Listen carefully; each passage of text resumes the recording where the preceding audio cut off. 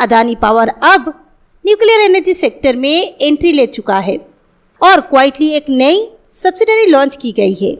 लेकिन बड़ा सवाल ये है, क्या ये इंडिया का नेक्स्ट बिग पावर अपॉर्चुनिटी है या फिर ये सिर्फ अनाउंसमेंट है?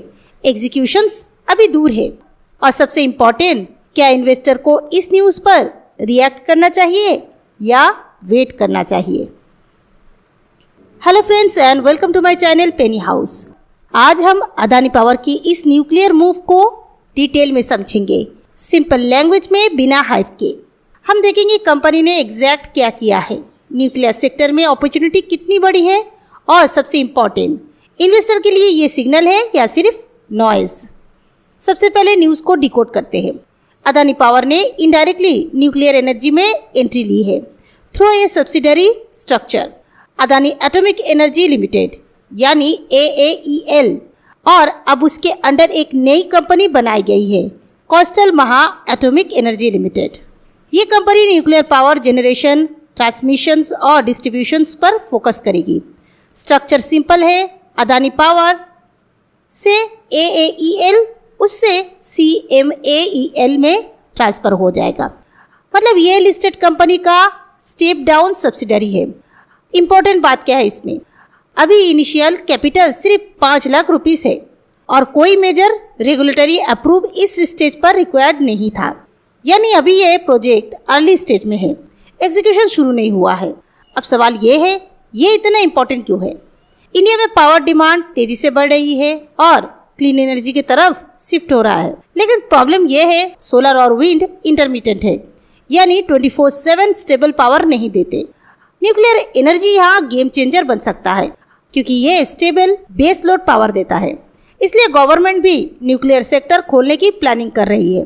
प्राइवेट कंपनीज को एलो करने की बात भी हो रही है और अदानी पावर का ये मूव इसी फ्यूचर बेट को दिखाता है। सिंपल लैंग्वेज में ये प्रेजेंट का नहीं, फ्यूचर का इन्वेस्टमेंट है। अब सबसे इम्पोर्टेंट पार्ट, स्ट्रैटेजी क्या होनी चाहिए? Adani power already thermal power में स्ट्रांग है। अब अगर ये न्यूक्लियर में भी एंट्री लेता है तो ये long term energy mix diversify कर रहा है। मतलब फ्यूचर में कंपनी सिर्फ कोल बेस्ड नहीं रहेगी, clean plus stable energy mix build करेगी।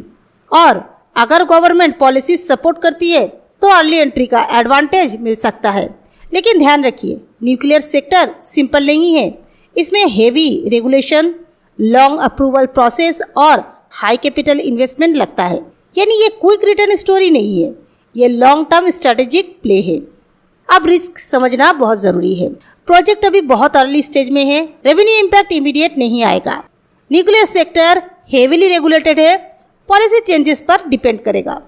एग्जीक्यूशन टाइमलाइन बहुत लंबा होता है, कई साल लग सकते हैं एक्चुअल आउटपुट आने में। हाई कैपिटल रिक्वायरमेंट फ्यूचर में बैलेंस शीट पर प्रेशर डाल सकता है। यानी अभी एक्साइटमेंट है लेकिन ग्राउंड रियलिटी अभी दूर है। स्मार्ट इन्वेस्टर क्या करेंगे? न्यूज़ देखकर तुरंत जंप नहीं करेंगे, बल्कि ये समझेंगे कि ये लॉन्ग टर्म सिग्नल है। शॉर्ट टर्म में स्टॉक मूवमेंट सेंटिमेंट ड्राइवन हो सकता है, लेकिन रियल वैल्यू एग्जीक्यूशन से आएगी। इसलिए फोकस होना चाहिए policy updates plus project progress plus capital allocation पर। तो कंक्लूजन ये है, अदानी पावर का न्यूक्लियर एंट्री एक स्ट्रॉन्ग फ्यूचर फोकस मूव है, लेकिन अभी ये सिर्फ शुरुआत है। एग्जीक्यूशन और क्लैरिटी आना बाकी है। अगर ये सक्सेसफुली एग्जीक्यूट होता है तो लॉन्ग टर्म में बड़ा अपॉर्चुनिटी बन सकता है, लेकिन शॉर्ट टर्म में इसे ओवर हाइप करना गलत डिसीजन हो सकता है। अब आप बताइए, क्या आपको लगता है न्यूक्लियर एनर्जी इंडिया का नेक्स्ट बिग थीम बनेगा? क्या अदानी पावर का ये मूव सही डायरेक्शन में है? और क्या आप इस न्यूज़ पर इन्वेस्ट करेंगे या वेट करेंगे?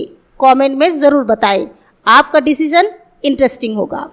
और अगर आपको ये वीडियो अच्छी लगी हो तो लाइक कीजिए। अगर आप पहली बार हमारे चैनल पर आए हैं तो सब्सक्राइब कीजिए हमारा चैनल पेनी हाउस को। मैं मिलती हूँ आपसे नेक्स्ट वीडियो में नेक्स्ट अपडेट के साथ। Till then, bye bye.